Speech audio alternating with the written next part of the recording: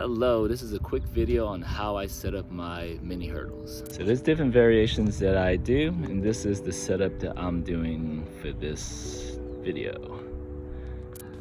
This drill is 40 meters long with a 20-meter acceleration zone into a combination of soccer cones and mini hurdles set at 2.0 meters apart.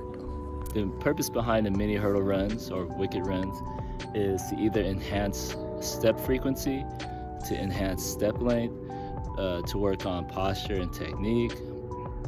There's a lot of different reasons. You can even utilize it as a warm-up. You can utilize it as a technical drill while fatigued after intervals. There's a lot of different ways to use mini hurdle runs. I use it for frequency or technique. That's typically how I utilize that drill. But you could do whatever makes sense for you and for your athletes. So if you're trying to develop step frequency, what I typically do is set my mini hurdles up at 90% of my athletes' step length when they're at top speed. So for this case, if their step length is 2.25 meters long, then I set up these mini hurdles at 2 meters apart. If their step length is 2 meters long, then I set it up at 1.8. So 90% of your athlete's step length if you're trying to increase step frequency. So if my athletes are focusing more on posture, then I could afford for them to go at a lesser intensity. So 80% speed or even less, and in which case I can set the mini hurdles up even tighter, so 1.8, 1.7 meters apart, and where the emphasis is more on technique and posture and not so much on top speed or step frequency, whatever it might be. So yeah, but if you are trying to work on step frequency, then it is very important that the athlete actually gets up to top speed. So if you give them 20 to 30 meters for an acceleration zone, that would be ideal. If they're in pretty good shape, if they're a pretty fast kid, then you might need to give them that 30-meter acceleration zone.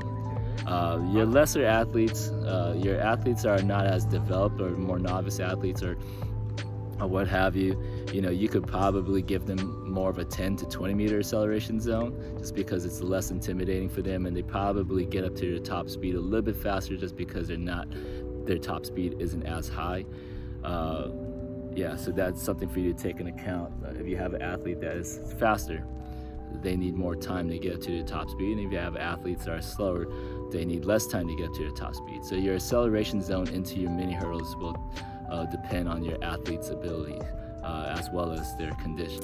And mini hurdles are not essential. Like, you don't have to use mini hurdles. The reason why I use mini hurdles is it encourages the athlete to actually, there's an actual 6-inch barrier in front of them that they have to step over. So and that encourages for them to run with proper technique and all that stuff. But then if it's to a point where the athletes are actually afraid of the mini hurdle, they're afraid of tripping over it, afraid of crashing into it, falling, spraining an ankle, whatever it is, then you gotta do whatever you need to do to get the job done. And if the emphasis is frequency, you don't really need to have a mini hurdle. A cone, soccer cones that I set up in the beginning of the run, that's totally fine. Soccer cones are fine. A piece of tape on the ground is fine. Chalk on the ground is fine. Whatever you have to do to give the athlete a visual target or mark, indicators, so they know this is where I get my feet down, or whatever it is. I like using chalk or tape because the athlete can either focus on taking one step between each tape or actually running on the tape, and sometimes that visually and mentally works better for them than running over an orange piece of plastic. So do whatever makes sense for the athlete, so that they are able to get to top speed and they are able to aggressively try to get their feet down and meet the purpose of the drill. Hope that makes sense. Otherwise, I'm trying not to make this video super long, and the child is probably gonna get pretty hungry soon and probably want some noodles, right, Nathan? Noodles? Yeah, anyways. But yeah, leave a comment,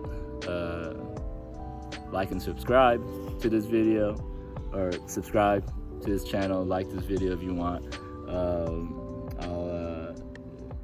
Hit me up if you have any questions, leave a comment if you have any questions.